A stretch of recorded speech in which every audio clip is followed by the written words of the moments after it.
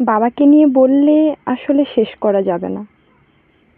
বাবা হলো একজন সন্তানের কাছে বটবৃক্ষ স্বরূপ। এমন একটি বৃক্ষ যার শীতল স্নিগ্ধ ছায়ায় সন্তানরা সমস্ত প্রকার বাধা বিপত্তি ছাড়াই পরম মমতার স্পর্শে বেড়ে ওঠে। বাবাদের শক্ত হাত যেমন সন্তানদেরকে সমস্ত বাধা বিপত্তি থেকে দূরে রাখে, তেমনি বাবারা তাদের সন্তানদেরকে সারা জীবন বুকে আগলে রাখে। নিজেদের সুখ স্বাচ্ছন্দ্য সবকিছু বিলিয়ে দেয় সন্তানদের সুখের জন্য। শুধু যে সুখ স্বাচ্ছন্দ্য বিলিয়ে দেয় তাই নয়, কখনো কখনো বাবারা বিলিয়ে দেয় নিজের জীবনটুকু। প্রতিটি মানুষের জীবনে প্রথম পুরুষ হলো তার বাবা। বাবারা আসলে কখনো নিজেদের সুখ চান না, তারা তাদের নিজের সুখ বিলিয়ে দিয়ে সন্তানদের সুখ কামনা করে। সন্তানদের জীবন গঠিত হয় বাবার ঘামে আর শ্রমে। বাবা আমাদের জন্য কি করেছে সেইগুলো কখনো বিচার করো না।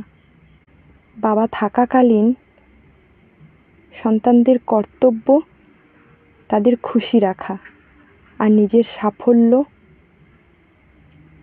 তাদেরকে দেখিয়ে দেওয়া।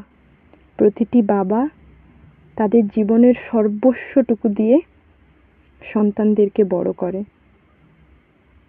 তাদেরকে শিক্ষিত করে, তাদেরকে সমাজে প্রতিষ্ঠিত করতে চায়।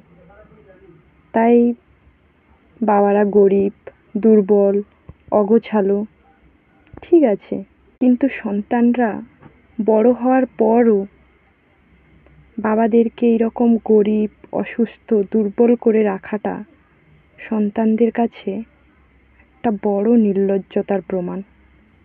তাই কখনো বাবাকে দুঃখী রেখো না, অসময়ে বাবার পাশে থাকো।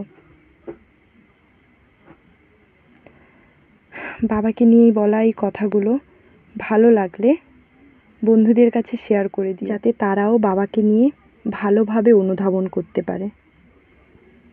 আর এই রকম আরও ভিডিও পেতে আমার এই চ্যানেলটাকে সাবস্ক্রাইব করে দিও, ভিডিওটাকে লাইক করে আমার পাশে থেকো।